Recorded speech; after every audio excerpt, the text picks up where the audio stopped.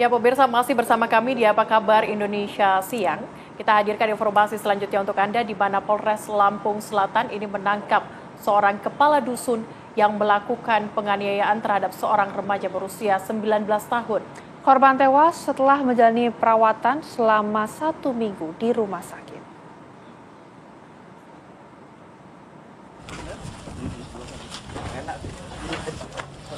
Polres Lampung Selatan menangkap kepala dusun yang melakukan penganiayaan terhadap seorang remaja berusia 19 tahun. Kejadian penganiayaan yang mengakibatkan korban meninggal dunia terjadi di Dusun Sarirejo, Desa Natar, Kecamatan Natar, Kabupaten Lampung Selatan akhir Januari lalu. Kejadian bermula ketika pelaku mendatangi rumah korban dengan alasan ingin melerai perselisihan, namun justru melakukan penganiayaan terhadap ibu korban. Tidak terima tindakan tersebut, korban kemudian berusaha mengejar pelaku yang melarikan diri. Pelaku menganiaya korban dengan menggunakan balok kayu hingga menyebabkan luka serius pada bagian kepala hingga menyebabkan korban meninggal dunia setelah menjalani perawatan di rumah sakit. Polres Lampung Selatan melakukan pencarian terhadap pelaku dan melakukan proses autopsi dengan membongkar makam korban untuk mengetahui penyebab kematian korban. Dia ngintip adik sepupu ini. Dia mau dimediasi, malah ibunya ngebukin anaknya. Oh, kita lerai jangan digebukin bu anaknya di sini gitu kan. Terlapor melakukan ya mungkin penganiayaan juga kepada ibunya, ibu si korban, juga akhirnya ibu si korban terjatuh terbanting. Kemudian saat itu karena si anak ini tidak terima, ya almarhum ini saat itu juga melakukan ya mencoba untuk membalas seperti itu ya. Tersangka H dijerat pasal tentang penganiayaan yang mengakibatkan kematian dengan ancaman hukuman maksimal 7 tahun penjara. Dari Lampung Selatan, Lampung, Pujian Syah, TV One mengabarkan. Ya pemirsa, untuk mengetahui bagaimana sebetulnya kronologi dari kasus ini telah bergabung bersama dengan kami di siang hari ini AKP Nikolas Begasyudi Kurnia selaku Kasat Reskrim Polres Lampung Selatan.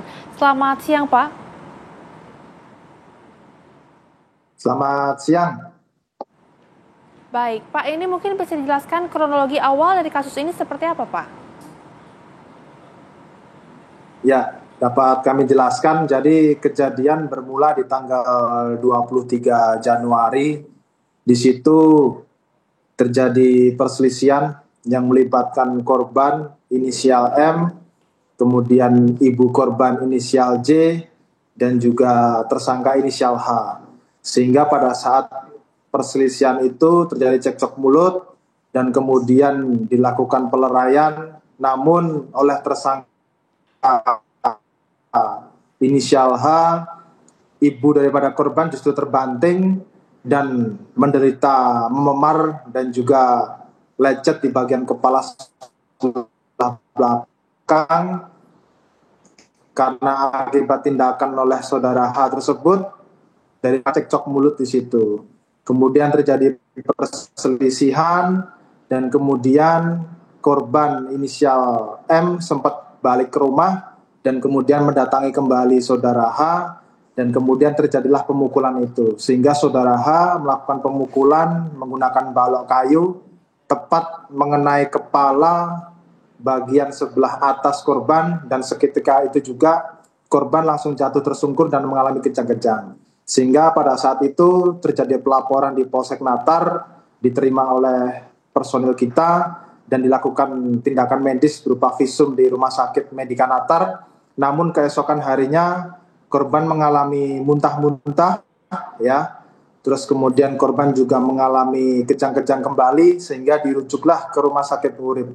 Di sana korban sempat dirawat intensif dan juga dilakukan tindakan medis selama kurang lebih seminggu, namun pada akhirnya tanggal 31 Januari kemarin korban dinyatakan meninggal dunia. Demikian. Baik, Pak Bagas, mungkin boleh disampaikan bagaimana motif dari pelaku sehingga melakukan penganiayaan terhadap korban?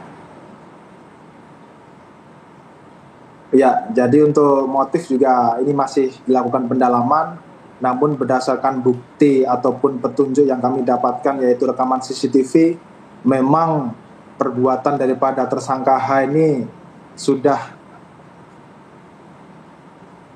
dipersiapkan terlebih dahulu untuk balok kayunya, ya, sehingga pada saat itu juga korban dihantam menggunakan balok kayu tepat mengenai kepala bagian atasnya. Ya, ini kejadian bermula dan timbul dari adanya perselisihan, begitu ya. Baik, Pak, ini kan awalnya seperti informasi yang telah kami dapatkan, kemudian ada untuk melerai perselisihan. Ini berdasarkan dari keterangan saksi, perselisihan ini seperti apa, Pak? Ya, ini keterangan daripada saksi-saksi juga sudah kami lakukan pemeriksaan dan juga pendalaman bahwa di situ ada selisih paham, ya, diduga daripada korban melakukan perbuatan mengintip tetangga, ya, demikian. Namun ini masih perlu kami pastikan dan didalami kembali sehingga pada saat itu terjadi cekcok mulut dan juga perselisihan sehingga terjadilah tindak pidana pemukulan itu. Dan terhadap tersangka sudah kami lakukan penahanan, ya, kami kenakan pasal 351 ayat 1 dan juga ayat 3 sebab dalam perkara ini terdapat 2 korban, yakni dari ibu korban sendiri dan juga korban inisial M sendiri. Baik, dari keterangan yang sudah Anda himpun dari saksi, begitu ya Pak ya, apa kemudian nanti hukuman yang akan diberikan mengingat juga ada 2 korban penganiayaan tersebut? Ya, ini sehingga untuk teknis penyidikan kami, ya, 1 laporan, di situ ada 2 korban, Saudara J selaku ibu korban dan juga Saudara M selaku korban yang meninggal dunia. Ya, sehingga kami kenakan pasal penganiayaan ayat 1 yang menyebabkan perlukaan dan juga 351 atau penganiayaan ayat 3 yang mengakibatkan korban meninggal dunia. Kami kenakan pasal tersebut, Mbak. Baik, Pak Kasat, terima kasih banyak sudah bergabung bersama dengan kami di Apa Kabar Indonesia Siang. Selamat kembali beraktivitas.